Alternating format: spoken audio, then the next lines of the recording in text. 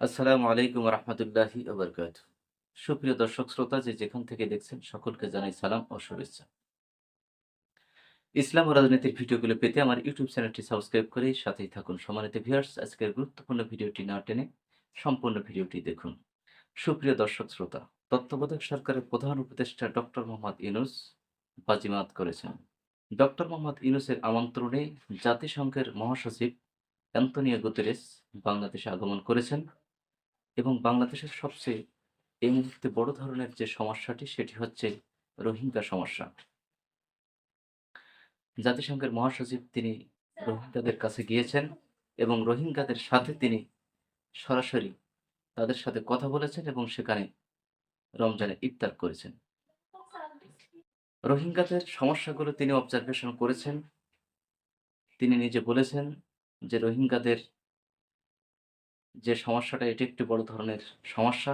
তাদের সহযোগিতা বন্ধ করা বা তাদের সহযোগিতা কমানো এটি অবশ্য ঠিক হয়নি। পাশাপাশি শোনা যাচ্ছে যে আন্তোনিও গুতেরেস তিনি পার্শ্ববর্তী রাষ্ট্র মিয়ানমারের যে আরাকান আর্মিরা রয়েছেন, আরাকান আর্মিদের সাথে কথা বলে রোহিঙ্গাদেরকে সেখানে পুনর্বাসনের জন্য তিনি একটা নেগোসিয়েশন করবেন বলে আশা করা যাচ্ছে। সম্মানিত দর্শক শ্রোতা, রোহিঙ্গা প্রত্যাবর্তন বাংলাদেশে বহুদিন ধরে আছে। বিগত ফ্যাসিস্ট সরকার কোনোভাবেই রোহিঙ্গাদের প্রত্যাবাসনের চিন্তাও করেনি, রোহিঙ্গাদের প্রত্যাবাসনের জন্য কোনো উদ্যোগ সে গ্রহণ করেনি। শুধু লোক দেখানোর জন্য একটা আয়াস করেছে মাঝে মাঝে। রোহিঙ্গাদের বাজেট থেকে চাঁদাবাজি করেছেন, এখান থেকে লুটপাট করেছেন। সম্মানিত ভিউয়ার্স, বাংলাদেশকে তাবেদার বানাতে সর্বোচ্চ চেষ্টারত ভারত অ্যান্তনিও গুতেরেসের বাংলাদেশে আগমন দেখে জ্বরে ছারখার হচ্ছে। ভারত সুকৌশলে বাংলাদেশে বিভিন্ন সময় বিভিন্ন আঙ্গিকে অস্থিরতা তৈরি করে বাংলাদেশে পুনরায় ফ্যাসিস্টকে প্রতিষ্ঠিত করার জন্য নানাভাবে নানা কৌশলে চেষ্টা করে যাচ্ছে। ডক্টর মোহাম্মদ ইউনূসের সরকারকে ব্যর্থ করে বাংলাদেশে পুনরায় আবার ফ্যাসিবাদের সরকার প্রতিষ্ঠার জন্য নানা উপায় তারা অবলম্বন করছে।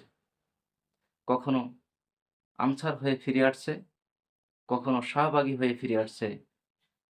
বিভিন্ন রূপ নিয়ে বিভিন্ন রূপ ধারণ করে ফ্যাসিবাদের বিভিন্ন রূপ ধারণ করে তারা বারবার ফিরে এসে বাংলাদেশকে একটি অস্থিতিশীল পরিবেশের দিকে নিয়ে যাচ্ছে।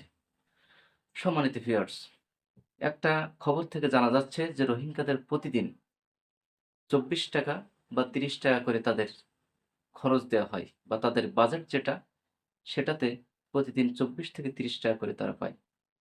তো এটি যদি হয়ে থাকে তাহলে তারা আস্তে আস্তে তারা বিশৃঙ্খলা তৈরি করবে, তারা অন্য উপায় অবলম্বন করবে, তারা বেঁচে থাকার জন্য তারা অসৎ পন্থা অবলম্বন করবে, তারা একটা বিশৃঙ্খলা তৈরি করবে।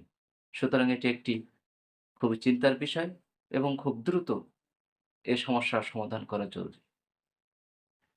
ডক্টর মোহাম্মদ ইউনূস যে যে উদ্যোগ নিয়েছেন বাংলাদেশে উদ্ভূত সমস্যার জন্য, আশা করি ডক্টর মোহাম্মদ ইউনূসের পক্ষে এ ধরনের সমস্যার সমাধান করা খুবই সহজকর ব্যাপার।